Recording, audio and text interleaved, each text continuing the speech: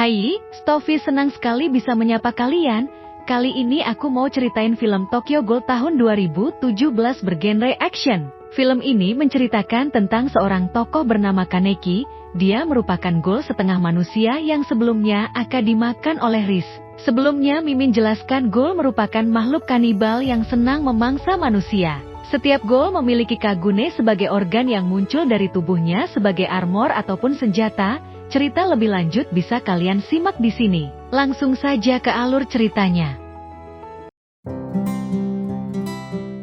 Cerita dimulai dengan diperlihatkannya dua remaja yang sedang ngobrol di kafe bernama Ken Kaneki dan Hideyoshi. Mereka membahas tentang ghoul dan wanita yang ditaksir Kaneki bernama Riz Kamishiro.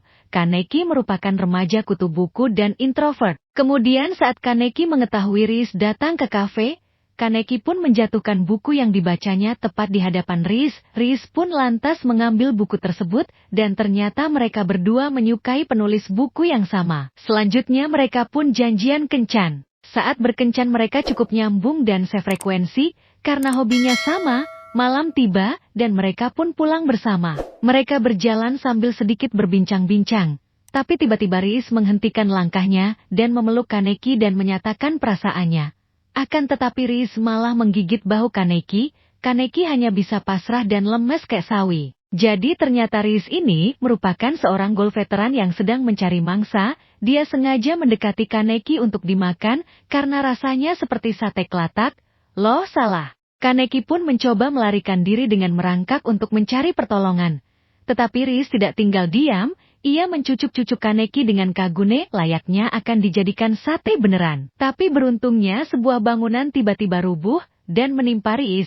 Dan akhirnya Riz meninggoy sementara Kaneki masih bisa diselamatkan berkat transplantasi organ dari Riz. Di lain tempat ditampilkan dua orang bernama Mado dan Amon sedang menyandra ghoul yang mereka temui di distrik 20. Mereka merupakan agen CCG yang bertugas membasmi ghoul. Mereka dilengkapi konku sebagai senjata yang terbuat dari organ ghoul. Kembali ke Kaneki, dia akhirnya pulih dan menjalani harinya seperti biasa. Saat berada di kampus ia bertemu Hide.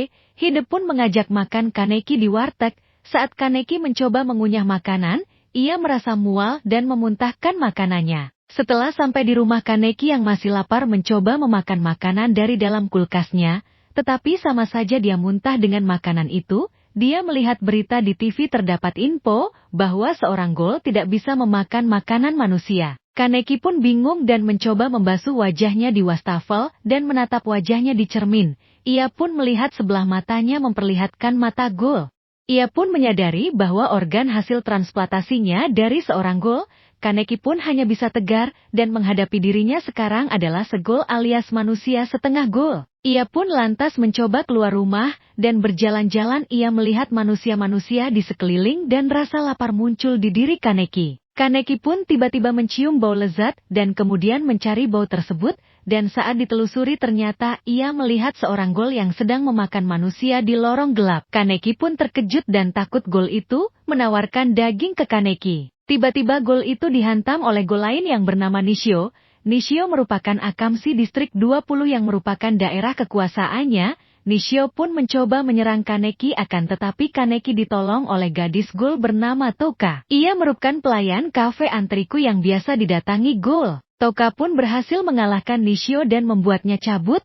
Toka pun melihat Kaneki yang kelaparan. Toka memberikan Kaneki tangan manusia. Tetapi Kaneki menolaknya karena masih merasa dirinya manusia. Kaneki pun akhirnya pulang dan menahan rasa lapar. Keesokan harinya, ia pun pergi menemui Toka dan meminta bantuan untuk mendapat makanan. Muncullah pemilik kafe bernama Yoshimura menawarkan sesuatu yang bisa dimakan, yaitu kopi. Kopi merupakan minuman yang bisa dimakan ghoul. Setelah itu Kaneki menjalani harinya seperti biasa dan menutupi sebelah matanya biar ke bajak laut. Maksudnya agar identitasnya tidak diketahui. Saat di kampus Kaneki bertemu Nishio yang merupakan dosen dan dia dekat dengan Hide sahabat Kaneki. Hal itu membuat Kaneki ketar-ketir. Nishio pun akhirnya berubah menjadi ghoul dan memangsa Hide. Kaneki pun terkejut dan belum bisa melawan Nishio. Kaneki belum bisa menggunakan kekuatan ghoulnya. Akan tetapi saat Nishio menyerang Hide, kekuatan ghoulnya bangkit dan berhasil mengalahkan Nishio. Akhirnya Nishio yang jadi ketar-ketir dan mencoba kabur.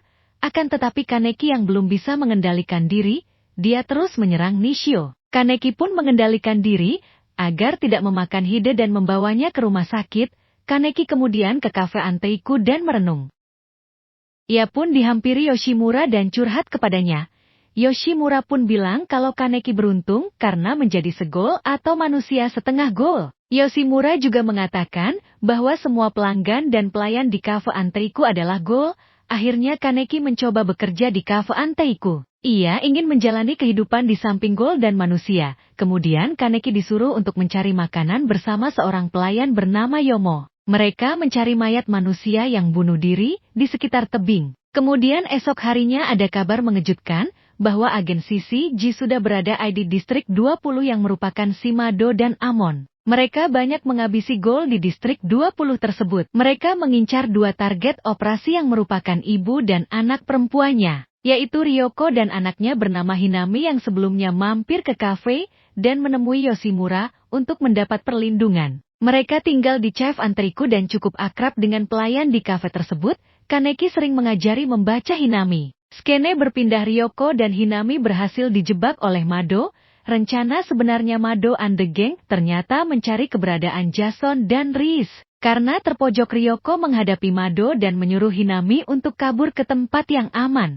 Mado kemudian mengeluarkan konkunya dan ternyata berisi kekuatan milik suami Ryoko. Ryoko pun akhirnya marah setelah mengetahuinya tetapi kekuatannya tidak sebanding. Kemudian Hinami berlari menuju kafe untuk meminta bantuan. Hinami menemui Kaneki dan memintanya menyelamatkan ibunya. Tetapi sungguh percuma Hinami, dan Kaneki hanya bisa melihatnya dari balik mobil. Ryoko kemudian dieksekusi. Hinami pun sedih dan menangis melihat ibunya dibunuh tepat di depan matanya. Mereka pun akhirnya bergegas kembali ke kafe Anteiku dan menceritakan hal itu. Setelah mendengarkan cerita Hinami, Toka marah dan akan balas dendam. Toka langsung menemui agen CCG dan setelah tiba, ia bertarung dengan agen. Tapi sayangnya hanya anak buah Mado saja yang berhasil dibunuh. Karena perbedaan kekuatan antara Toka dan Mado, ia pun kembali ke kafe Anteiku. Kaneki pun terkejut dengan luka yang diterima Toka. Akhirnya Kaneki meminta Toka untuk mengajarinya berlatih mengendalikan kekuatan golnya. Kaneki bertujuan untuk balas dendam terhadap agen CCG. Setelah cukup berlatih dan merasa cukup kuat, Kaneki menyusun rencana untuk menghadapi Mado dan Amon. Tidak disangka Hinami terjebak lagi dan berhasil tertangkap oleh Mado dengan memancingnya dengan tangan ibunya. Hinami memeluk tangan ibunya. Kaneki dan Toka pun mengetahui Hinami hilang dan bergegas mencari Hinami. Setelah beberapa lama mencari akhirnya Hinami ditemukan di bawah jembatan. Di lain tempat Kaneki bertemu Amon dan menghadangnya. Pertarungan Kaneki dan Amon pun pecah.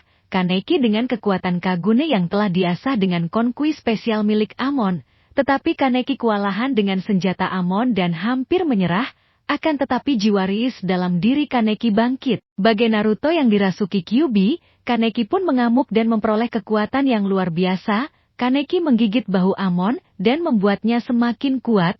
Amon pun akhirnya berhasil dikalahkan. Sebelum membunuh Amon, jiwa manusiawi Kaneki kembali dan akhirnya bisa mengkontrol kekuatannya. Kaneki pun menyuruh Amon untuk kabur daripada nanti dirinya hilaf lagi. Kaneki pun pergi menemui Toka. Toka berusaha mengalahkan Mado, akan tetapi Mado masih cukup kuat untuk dikalahkan. Mado menggunakan Kagune milik Ryoko sebagai senjata. Toka pun muntap dan sembrono menyerang Mado, dan akhirnya malah membuat dirinya makin terpojok. Tiba-tiba Hinami menyerang Mado dengan Kagune Fusion dari ibu dan ayahnya. Mado berhasil tercucuk dan membuatnya terkapar. Toka pun langsung membunuh Mado dan mereka kembali. Amon menghampiri Mado yang sekarat. Di sisi lain mereka semua berkumpul di kafe Anteiku dan Hinami akan berpindah ke distrik 24 untuk berlindung. Sementara para pelayan kafe tetap tinggal di distrik 20 seperti biasanya. Di akhir Shin Amon berziarah ke makam Mado dan berjanji membalaskan dendamnya. Sekian alur cerita film Tokyo Ghoul. Bagi kalian yang kerjanya ngopi aja tambah ngegabut mending kalian jadi ghoul aja biar ada sensasinya hahaha. Thank you Stoffy.